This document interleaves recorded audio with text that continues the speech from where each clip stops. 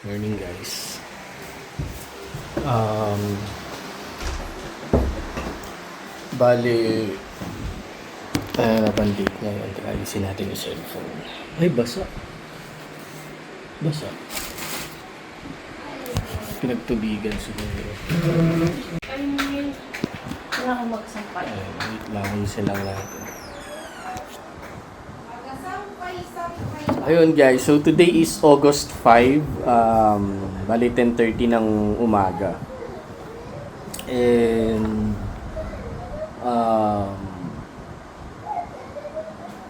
napa-vlog kami ngayon kasi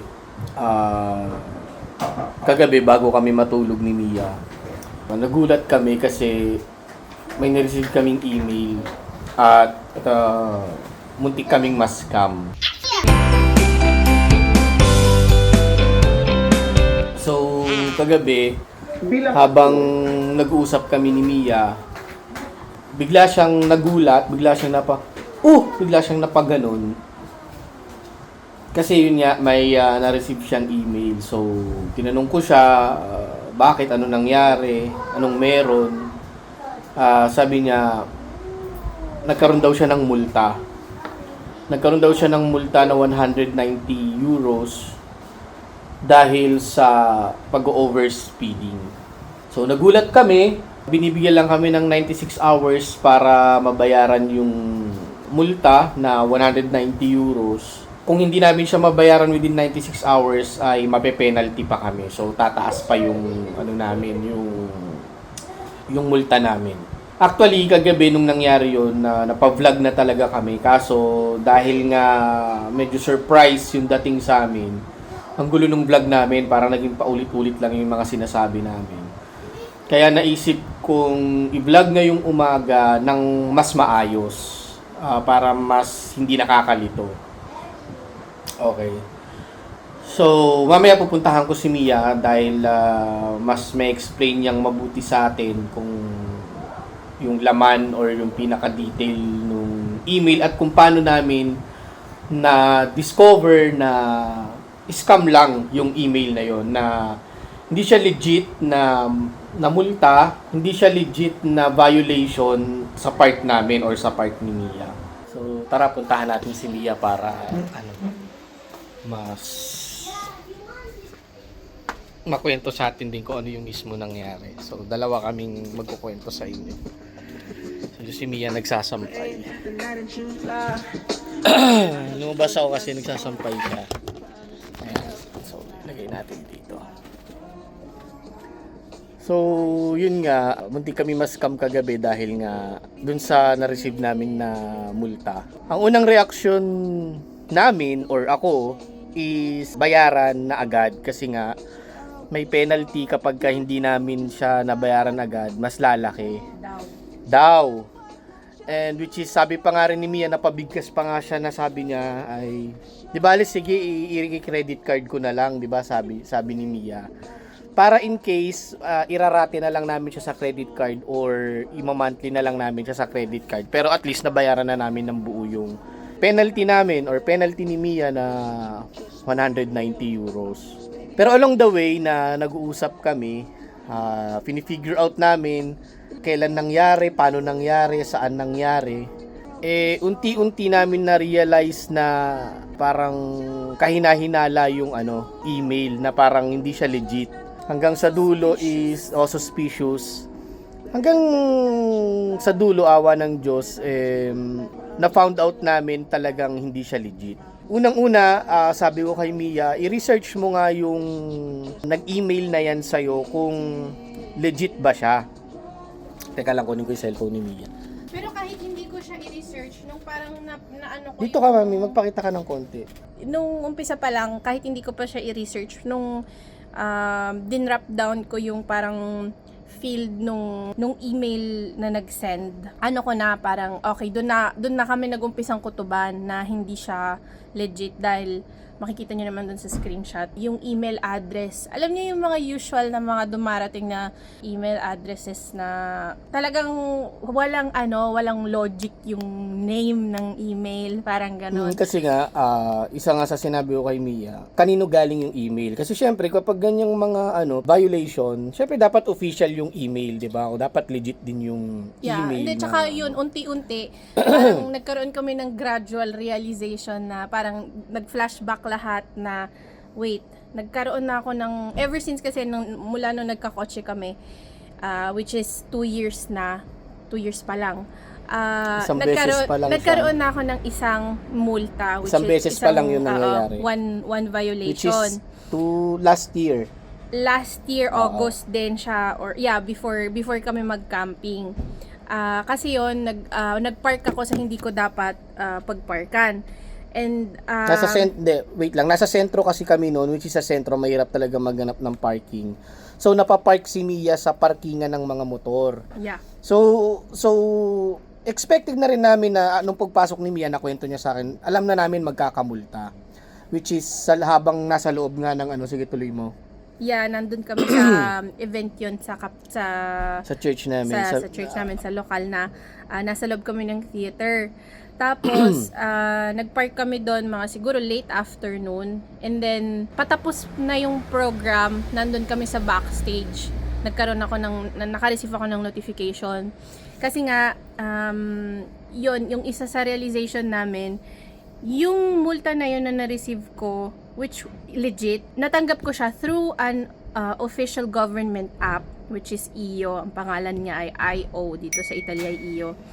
Kaya kahapon, kagabi, nung medyo nahimasmasan na kami, sabi ko, wait, bakit ko natanggap to through email? Sa personal email ko. Nung nakaraan na nakatanggap tayo ng multa, dumating siya directly dun sa IO, sa app ko. Tapos nandun lahat talaga ng details, kung anong plaka mo, kung anong date, kung anong oras yung violation, kung anong street. Samantalang dun sa email na natanggap ko kagabi, sobrang generic siya. Tsaka meron pa siyang isang way saan siya pwede ma-receive yung PEC na sinasabi mo. Ano ba yung PEC? Certified email kasi ang PEC. Ang PEC may bayad yun. Hindi siya sa regular email. Or may bayad kung yun. wala kang PEC, matatanggap mo siya after few days through Raccomandata, which is yung may magbabaser talaga sa'yo na may darating na mailman na papapirmahin ka na confirmation na receive mo. So official yun, official na letter or yun nga multa or whatever na galing sa gobyerno. So yun, kagabi, madaming parang red flags. Tapos humingi kami ng tulong kay ChatGPT habang Kasi sabi ko sa kanya nga, tulad ng sabi ko na i-research niya. Kasi ito yung guys, yung nag-email. So pansinin niyo mabuti. Ang nag-email ay OTRIC, ano ba yan? Hindi ko masyado mabasa. UCM.es. So nung sinabi sa akin ni Mia.es, yung domain na yon, sabi ko Spain yun na. Sabi kong ganun, Spain. Kasi pag dito sa Italy, .it. So napaisip na ako, teka lang, ba't yun ang magpapadala? At saka yung email is OTRILIC @UCM. Ano yun? Parang, di ba dapat kapag may multa kang ganyan, dapat, halimbawa kung sa Pinas, kung nagkamulta ka, kung mag-email man sila sa'yo, dapat galing sa LTO. Or kung public ka naman, LTFRB, di ba dapat ganun? Ito parang, OTRILIC, wala namang ganun dito. Yan, tsaka sa findings ng ChatGPT, kasi inattach ko sa ChatGPT yung screenshot. Ano siya, University of Madrid, parang may specific na department. Yun ang ibig sabihin ng UCM. UCM is, basta parang department siya ng IT or computer something.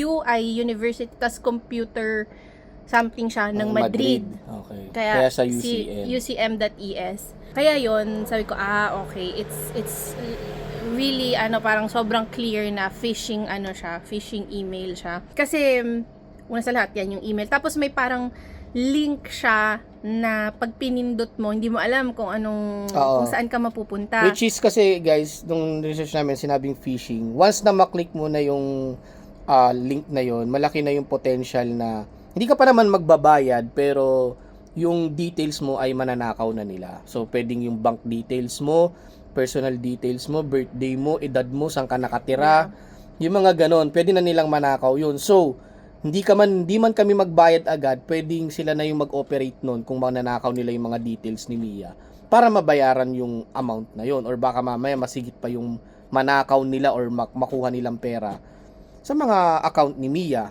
'di ba? Kaya yung purpose talaga ng pag-share namin sa inyo na to Awareness. is awareness, at saka yung mag-ingat kayo sa pagpindot ng any link Correct. na matatanggap nyo via email. Kasi maaring isipin nyo na click ko lang naman tas hindi ako mag-go through. Hindi, kasi correct. yun ang technique nila to either infiltrate kung yung system ng laptop nyo, whatever.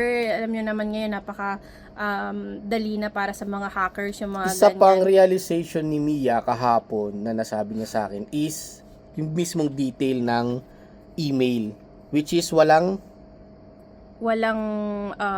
yung targa namin, wala yung plate plaka. number nung kotse, which is dapat kapag may mga ganon, nakalagay yung plate number mo, ano yung modelo ng sasakyan mo, na nag-violate doon sa mismong araw na yon. Yeah. Tapos wala ring oras, Walang sabi oras. Kasi yung walang guys, specific yung walang specific na na state, lugar. yung legit na multa guys pag may violation kayo.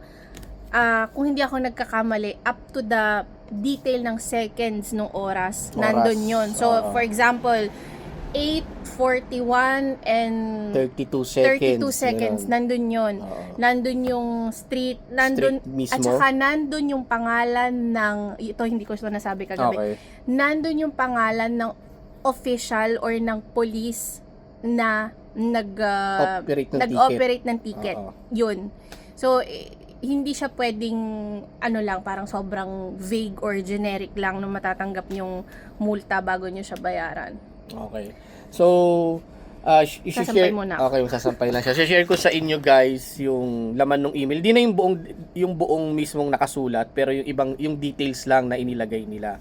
So dito ang sabi, January 15 daw 2026 ay nakuhanan si Mia na nag-overspeed siya ng 97 kilometers per hour sa isang strada sa Tagalog ay street or street.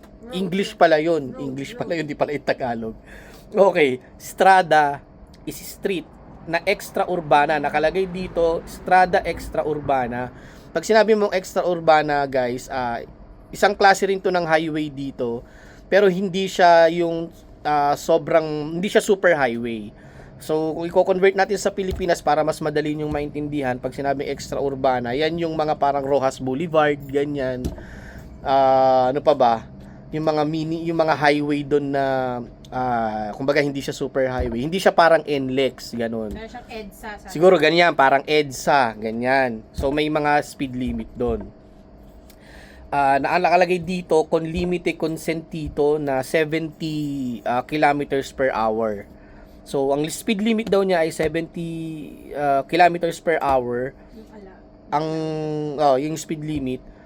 At nag-over si Mia ng 97 kilometers per hour. So, multa nga naman kasi overspeeding siya. Tapos, sinabi rin dito na nung January 20 ay ni-notify na raw siya. Pero, wala kaming nare-receive. 'Di ba? At kailangan nga namin bayaran yung amount na 190 euros. Ipopost ko yan dito guys para makita nyo.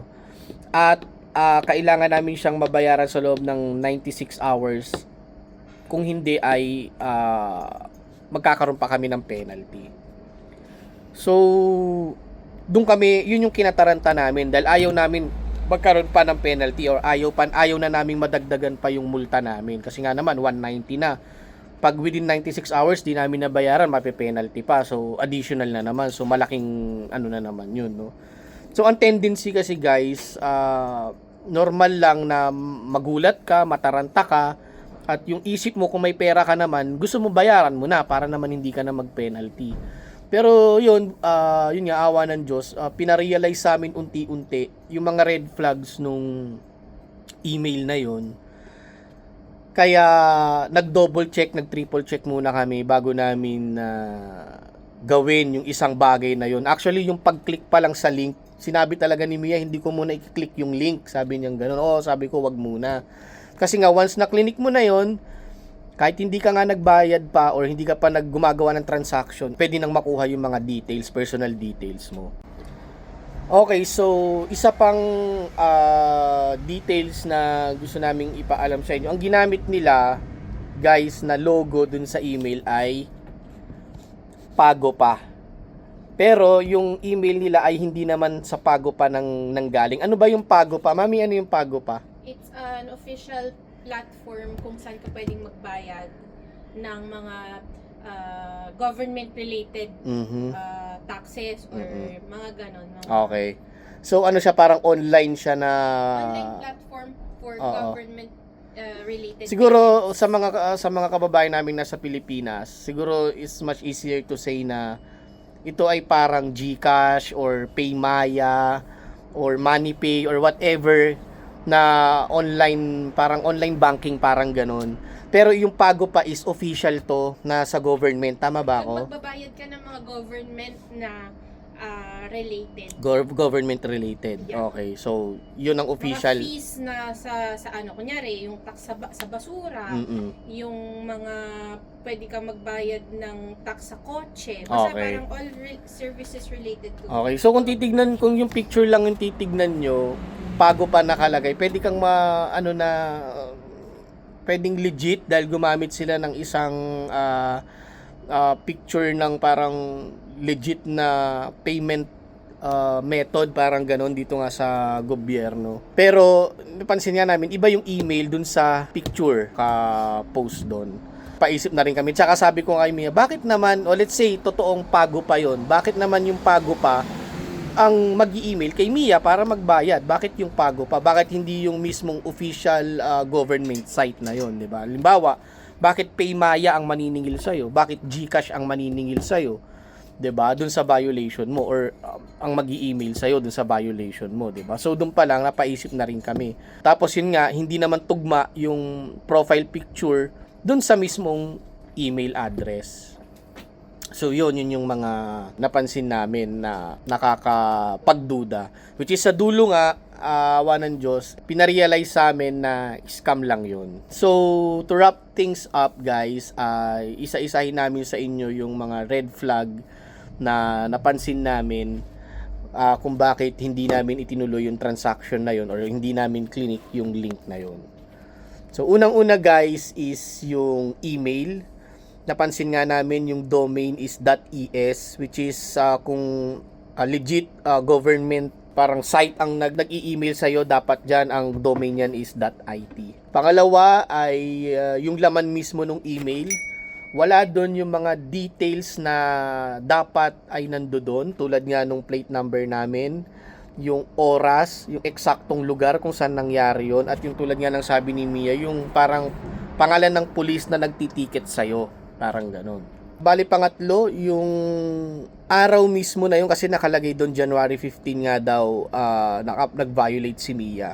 So nung chinek ko siya sa calendar nitong 2026, nakita ko na ang January 15 ay araw ng Huwebes. So doon pa lang malabong-malabo na maligaw kami sa isang or mapunta kami sa isang extra-urbana na strada. Kasi ang araw ng Huwebes, guys, ay araw ng pagsamba namin. Tapos may pasok kami, nagtatrabaho kami. Pag nagtatrabaho kami ni Mia, guys, pag mapasok kami sa trabaho, nagko-commute lang kami. After namin sa trabaho, uuwi kami sa bahay, nakakommute din kami. At isa pa, guys, ang araw ng Huwebes ngayon nga araw ng pagsamba namin. At from our house going to the church, wala naman kami nadadaanan ng mga extra-urbana na strada. Yung mga dinadaanan namin ay mga normal na kalsada lang. So malabo yun. Huwebes, ang ruta lang namin, trabaho, bahay, kapilya. Okay? Which is malabo mangyari na mapunta kami sa isang lugar na hindi naman namin usually pinupuntahan. So isa pa, guys, yun nga, yung hindi tugma yung logo ng email address. Hindi tugma yung logo at yung email address nung nagpadala kay Mia. Kaya isa rin yun sa red flag. Isa pa is na pinagtaka namin is yun nga bakit na-receive ni Mia sa personal email yung isang official na multa galing sa gobyerno. Kasi tulad nga na nasabi ni Mia kanina, yung mga official na ganyan ay marireceive mo dun sa official government app nga na which is meron kami sa mga phone namin, yung IO or EO. O kaya naman dun sa isang official na email, yung PEC na tinatawag PEC. Yung PEC na yon, may bayad yon, binabayaran yon monthly. So yun guys, buti na lang hindi kami nahulog agad dun sa although inaamin namin, nagulat kami, napaisip kaming bayaran agad kasi nga ayaw na namin mag-penalty. Kaya sa mga kapatid namin na nandito sa Italia at sa mga kababayan namin na nandito sa Italia, again, shinare namin to for awareness.